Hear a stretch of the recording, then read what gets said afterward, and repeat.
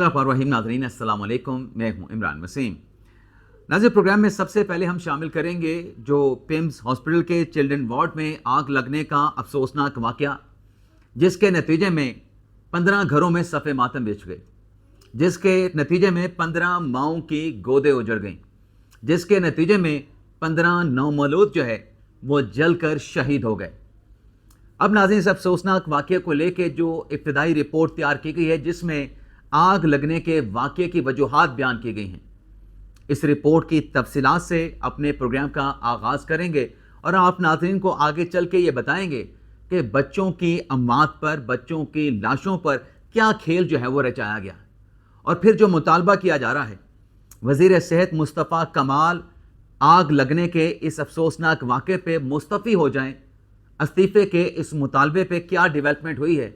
ये तमाम डिटेल आपके साथ शेयर करने के बाद हमारे प्रोग्राम की जो दीगर अहम ख़बरें हैं, ख़ास तौर पे इमरान ख़ान के लिए, पाकिस्तान तहरीक इंसाफ के लिए जो एक अच्छी ख़बर है, कड़ी शर्त के साथ जो एक अच्छी ख़बर है, और उस डेवलपमेंट पर जो तहरीक इंसाफ की तरफ से खुफिया पॉजिटिव रिस्पॉन्स सामने आया है, फिर इस खबर की डिटेल से भी आप नाज़रीन को आगाह करेंगे। लेकिन आज प्रोग्राम का आगाज़ करने से पहले आपसे दरख्वास्त होगी कि चैनल को सब्सक्राइब कर लें, बेल आइकॉन का बटन प्रेस करें, वीडियो पसंद आए तो इसे लाइक और शेयर ज़रूर कीजिएगा। ऐसे आज सुबह 6 बजे जब ये अफसोसनाक वाक़या पेश आता है, उसके बाद जो दिल दहला देने वाली ख़बर थी कि 16 में से 15 नौमौलूद जो है वो जल कर जान की बाजी हार गए। अब इस वाक़ये के बाद नाज़रीन, मुस्तफ़ा कमाल साहब के इस्तीफ़े का मुतालबा किया गया। मुस्तफ़ा कमाल साहब पिम्स हॉस्पिटल पहुँचे, तलाल चौधरी साहब पिम्स हॉस्पिटल पहुँचे, लेकिन इस वाक़े पे जैसे यकीन दहानी कराई गई, वज़ीर आज़म की तरफ से इस मामले का नोटिस लिया गया, सेक्रेटरी सेहत को उनके अहदे से सस्पेंड करके फ़ारिग कर दिया गया, हटा दिया गया, और फिर वज़ीर आज़म ने हंगामी इजलास भी बुलाया है इस मामले पे। लेकिन आग लगने के वाक़े की वजूहात क्या हैं,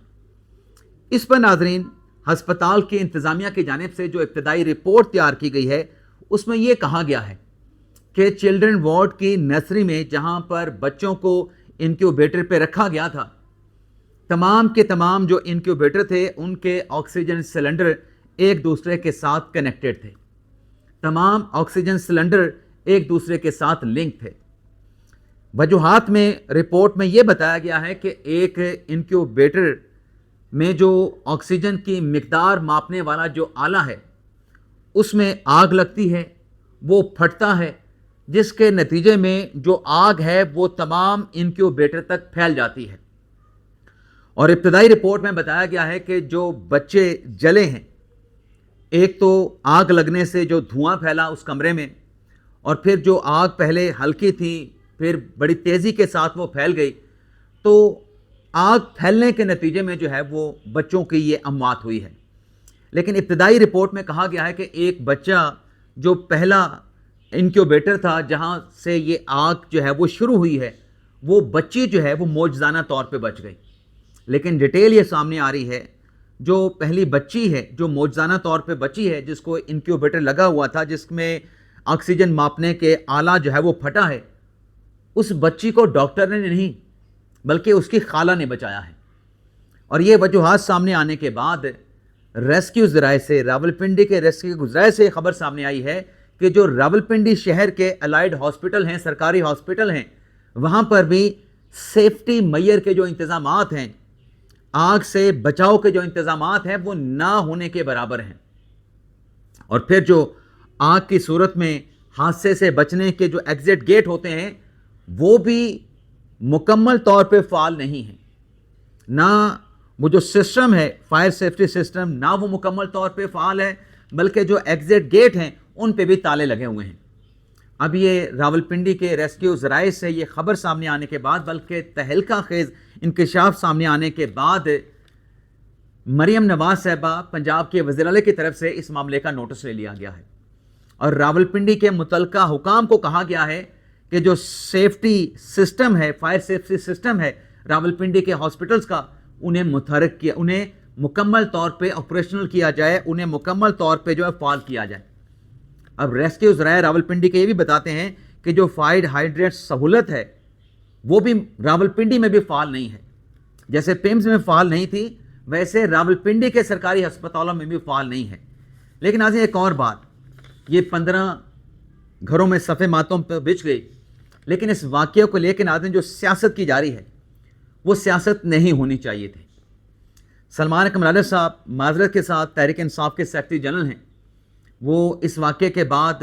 بن ٹھن کے قمیض شلوار واسکٹ پہن کے وہاں پہ گئے اور جا کے انہوں نے وہاں پہ سیاسی اسٹیٹمنٹ دیا. حالانکہ ہونا تو یہ چاہیے تھا کہ جو متاثرہ خاندان ہیں ان کے ساتھ اظہار ہمدردی کیا جاتا, جو غفلت لاپرواہی کے مرتکب ہوئے ہیں ان کے خلاف فوری کارروائی, ان کے خلاف انکوائری اور انہیں قانون کے کٹہرے میں لانے کا مطالبہ کیا جاتا.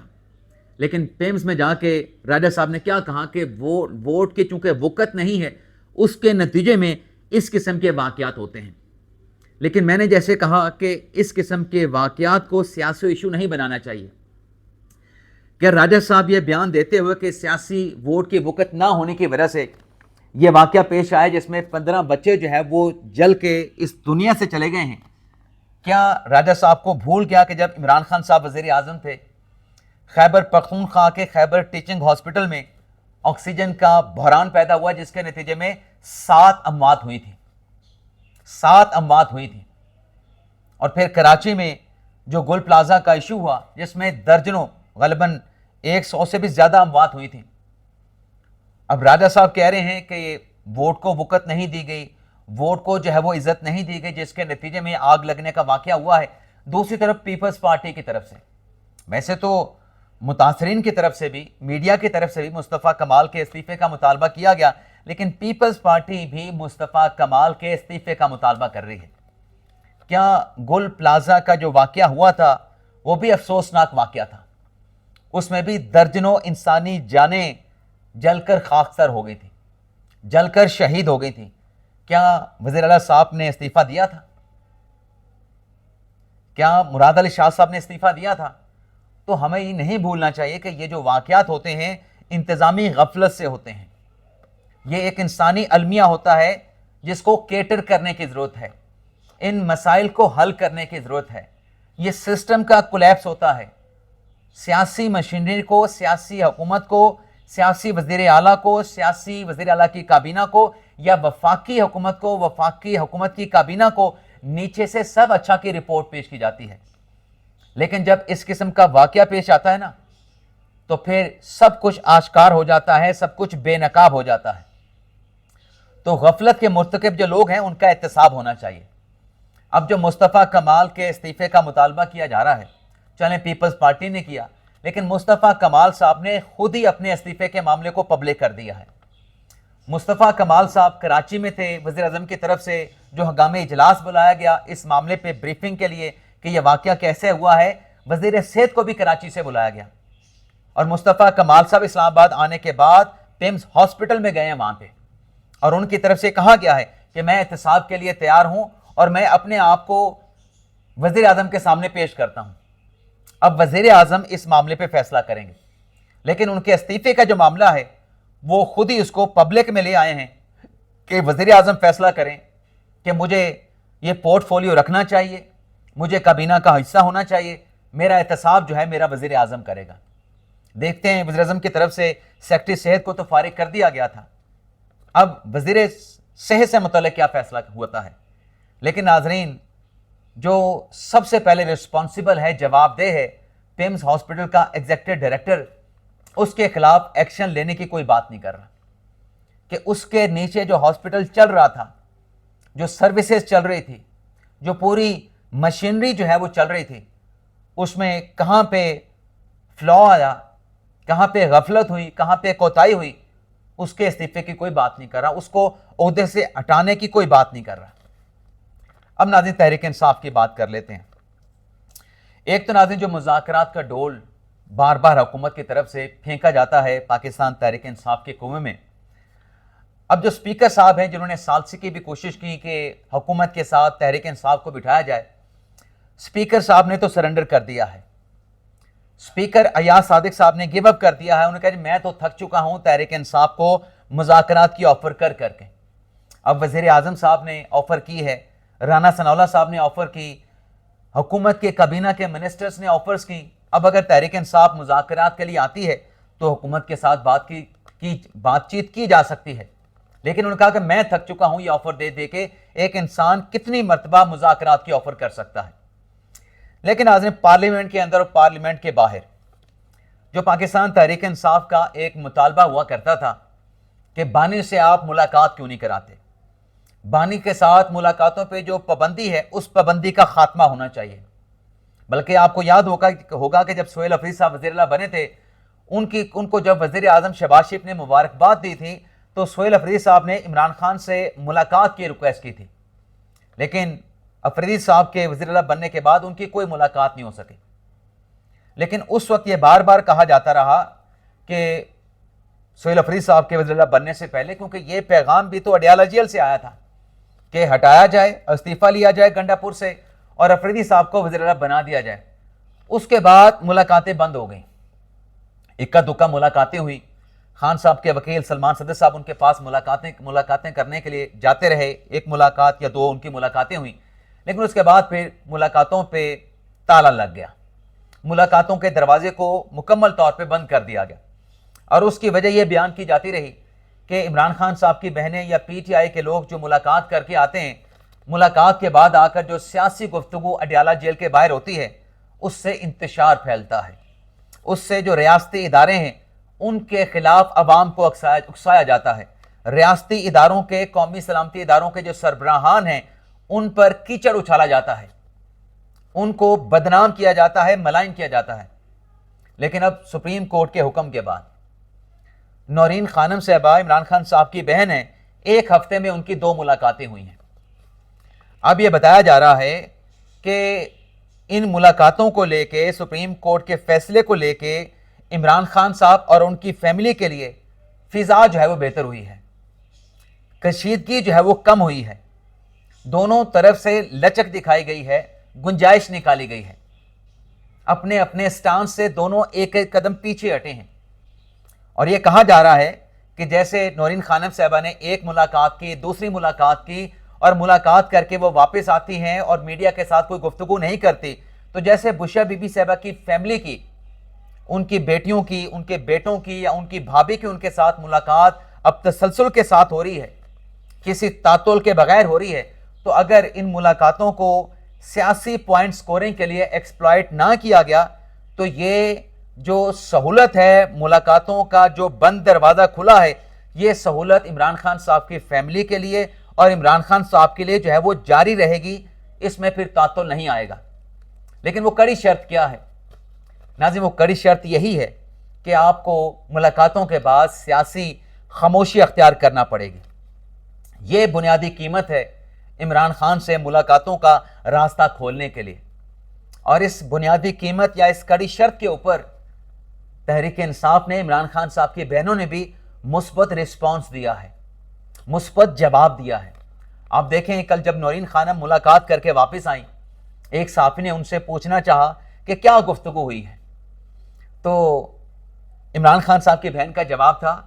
چودھری صاحب آپ شیطانی نہ کریں, ہم نے کوئی سیاسی ملاقات نہیں کی, عمران خان کے ساتھ ملاقات ہو گئی ہے, یہی بڑی بات ہے, ہم ملاقات کے اوپر کسی قسم کا کامنٹ نہیں کریں گے. اگر ناظرین یہی رویہ اڈاپٹ کر لیا گیا تو پھر ملاقاتیں بہنوں کی جو ہے وہ اسی طریقے سے بلا تعطل جو ہے وہ جاری رہیں گی. یہ جو متعلقہ حکام ہیں ان کی طرف سے جو ہے یہ ایک جیسچر دیا گیا ہے کہ یہ ایک پازیٹیو رسپانس ہے پی ٹی آئی ان کی بہنوں کی طرف سے. تو یہ ملاقاتیں جو ہیں وہ آئندہ بھی جاری رہ سکتی ہیں اگر یہی رویہ جو ہے وہ اڈاپٹ کیا گیا. ناظرین گزشتہ ولاگ میں ایمان زینب مزاری سے متعلق ایک خبر آپ کے ساتھ ہم شیئر کرنا بھول گئے تھے, جس کا ہم نے تھم نیل پہ تو ذکر کیا تھا. ناظرین ایمان مزاری اور ہادی علی چٹھا جن کے خلاف کیس ہوا, ان کو سزائیں سنائی گئی. سزا کے خلاف جو اسلام آباد ہائی کورٹ میں اپیل ہے اس میں اہل خانہ کی طرف سے جواب جمع کروایا گیا ہے. ایک سی ایم اے فائل کی گئی جس میں یہ کہا گیا ہے کہ پچھلے 3 ہفتوں سے ایمان مزاری جو ہے وہ بیمار ہیں, ان کے صحت کے مسائل ہیں, ان کے مسوڑوں سے خون بہتا ہے, ہاسپٹل میں ڈینٹسٹ نہیں ہے, اور پرائیویٹ ڈینٹسٹ سے مشورہ کر کے جو دوائی بھجوائی گئی وہ بھی ایمان کو نہیں دی گئی. ان کے سینے میں انفیکشن ہے, ڈاکٹر کی طرف سے ایکس رے کرنے کا کہا گیا ہے, لیکن وہ ایکس رے بھی ان کا نہیں کروایا جا رہا تاکہ پتہ چل سکے کہ کس چیز کا انفیکشن ہے. اب اہل خانہ کا اسلام آباد ہائی کورٹ سے درخواست یہ ہے یا استدعا یہ ہے کہ جو سزا ہے ایمان اور ہادی کی اس کو سسپینڈ کیا جائے تاکہ دونوں ایمان اور اس کے خامد ہادی علی چٹھا جو ہے وہ سزا سسپینڈ ہونے کے بعد باہر آئیں, اور پھر ان کا پرائیویٹ جو ڈاکٹرز ہیں ضمانت پہ جب وہ رہا ہوں گے تو ان کے جو صحت کے مسائل ہیں وہ پرائیویٹ کنسلٹیشن کے ذریعے, پرائیویٹ میڈیکل چیک اپ کے ذریعے, پرائیویٹ میڈیکل ٹریٹمنٹ کے ذریعے وہ صحت کے مسائل جو ہے وہ حل ہو پائیں گے. دیکھتے ہیں اسلام آباد ہائی کورٹ سے جو اپیل کی گئی ہے کہ فوری طور پہ بلا تاخیر جو ہے مقدمے کا فیصلہ کر کے سزا سسپینڈ کی جائے. 8 ستمبر کو یہ مقدمہ سماعت کے لیے فکس ہو چکا ہے.